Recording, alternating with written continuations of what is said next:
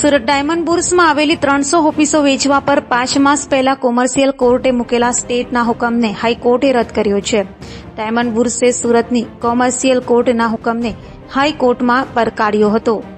Commercial કોર્ટે diamond બુર્સને 4 સપ્તાહમાં 125 કરોડની બેંક ગેરંટી આપવા હુકમ કર્યો હતો. જો બેંક ગેરંટી નહીં આપવામાં આવે તો 300 ઓફિસો વેચી શકાશે નહીં.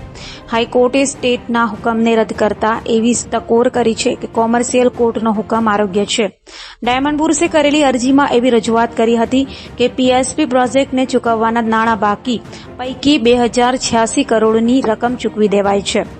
બાકી રહેલી રકમ પણ ઝડપથી ચૂકવી દેવાની કાર્યવાહી ચાલુ છે. પીએસપી અને ડાયમંડ બુર્સ મેનેજમેન્ટ વચ્ચે ચોરસ મીટરની ગણતરી એરિયા અને તેના બિલો મામલે મતભેદ સર્જાયા હતા. તેથી ગણતરીમાં ઘણો મોટો તફાવત આવતો હતો. બુર્સે એવી પણ દલીલ કરી છે કે બીજી ઓફિસો વેચાઈ અને તેની હરાજીની રકમ મેળવવાની હતી, પરંતુ તે પહેલા કોર્ટની કાર્યવાહી થતાં સમગ્ર પ્રક્રિયા અટકી ગઈ છે.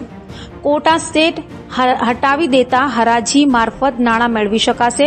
તેમણે પીએસપી કંપનીને બાકીના તમામ નાણાં ચૂકવી દેતા ખાતરી આપી છે, પરંતુ તેમાં થોડો સમય લાગી શકે છે. હાઈકોર્ટે ડાયમંડ બુર્સની દલીલને ગ્રાહ્ય રાખીને 300 ઓફિસો વેચવા પરથી સ્ટેટ ઉઠાવી દીધો છે. વધુમાં સુરત ડાયમંડ બુર્સમાં નાની મોટી મળીને 4200 ઓફિસો છે, પરંતુ ડિસેમ્બરમાં બુર્સનું ઉદ્ઘાટન થયા પછી હાલમાં 3 ઓફિસો જ કાર્યરત છે. સુરત ડાયમંડ બુર્સને ધમધમતું કરવા માટે બુર્સ કમિટી દ્વારા પ્રયાસો આદરવામાં આવ્યા છે અને આગામી જુલાઈ મહિનામાં 400 થી 500 ઓફિસ શરૂ કરવા માટે પ્રયાસ કરવામાં આવી રહ્યા છે. તેના માટે હીરા વેપારીઓ સાથે મીટિંગ પણ કરવામાં આવી રહી છે. તેના બિલો મામલે મતભેદ સર્જાયા હતા, તેથી ગણતરીમાં ઘણો મોટો તફાવત આવતો હતો. બુર્સે એવી પણ દલીલ કરી છે કે બીજી ઓફિસો વેચાઈ અને તેની હરાજીની રકમ મેળવવાની હતી, પરંતુ તે પહેલા કોર્ટની કાર્યવાહી થતાં સમગ્ર પ્રક્રિયા અટકી ગઈ છે.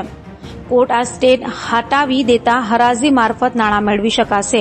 તેમણે પીએસપી કંપનીને બાકીના તમામ નાણાં ચૂકવી દેવા ખાતરી આપી છે, પરંતુ તેમાં થોડો સમય લાગી શકે છે.